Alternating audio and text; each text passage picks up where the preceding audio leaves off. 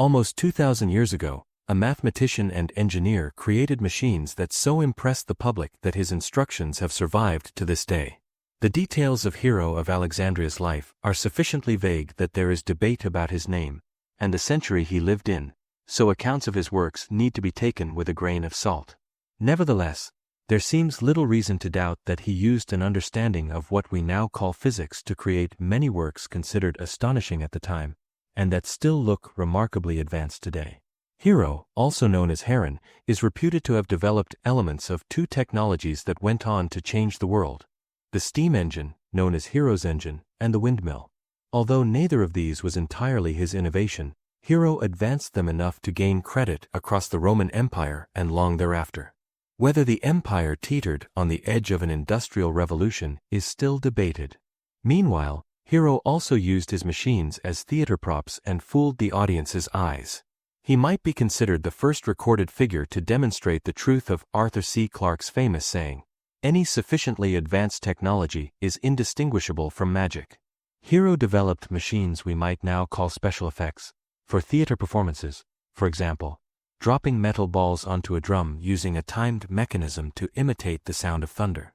Although his thunder machine may have been suited to use more often, from our perspective, two plays entirely composed of puppets operated by a cylindrical wheel turned by a weight falling at a preset rate represent more impressive contraptions. One showed the god Dionysus pouring wine on an altar while figures danced around him and musical instruments were played, all without the intervention of a human once set in motion.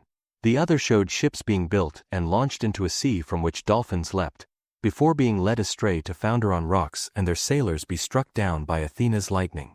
A modern audience shown such a display might try to reverse engineer it in their heads, working out what Hero had done. To contemporaries who had not read the manual, it may have seemed the gods themselves were powering the displays. The Catoptrica, possibly written by Hero, prefigured Newton's optics, describing the way flat and curved mirrors affect light and can be used to create illusions. Hero also described toys for children, including examples of trick jars that give out wine or water separately or in constant proportions, singing birds and sounding trumpets, puppets that move when a fire is lit on an altar, animals that drink when they are offered water. The last of these may have resembled the drinking bird toy that is still sold as a desk ornament today, and depending on an understanding of the concept of center of mass and angular momentum. Proving just how far ahead of his time he was, Hero even described, and probably created, the first vending machine, where a coin was rewarded with a suitable amount of water. Presumably, something more valuable like oil, wine, or grain could have been returned instead. The machine used the weight of the coin to operate a lever upon falling into a pan, so perhaps could have been fooled by a suitably heavy stone, but the idea was there. To achieve many of these feats, Hero needed to understand key aspects of physics, such as the behavior of fluids, both liquids and gases. He wrote books on mathematics and mechanics that provide formulae for the areas of triangles and the volume of shapes, but how much of this was original will probably never be known. However, to most of his audience, these must indeed have seemed like the work of a magician or one who had gained the favor of the gods.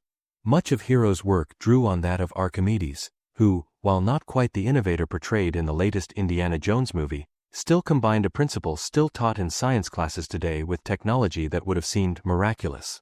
These included the capacity to drive water uphill and hurl items over immense distances. However, where Archimedes used his machines to feed people or win battles, Hero appears to have devoted much of his work to creating wonder and entertainment, like modern magic shows. It's possible that Hero devoted so much time to these items because wowing the public was his livelihood or joy. But science historian A.G. Druckmann argues, Hero was a teacher of physics, of which pneumatics is part. The book is a text for students, and Hero describes instruments the student needs to know, just as a modern physics textbook explains the laws governing the spinning top or the climbing monkey. Playthings take up so much of the book because such toys were very much in vogue at the time, and the science of pneumatics was used for very little else. Before the printing press, copying books was such arduous work that few were made. When the famous library of Hero's city burned, it may have taken with it the only records of even more ancient magicians who had similarly harnessed physics to create illusions. If so, it would take more than 1,000 years for Galileo, Newton, Boyle, and Co. to rediscover their science, allowing others to put the principles to more serious applications that now power the world.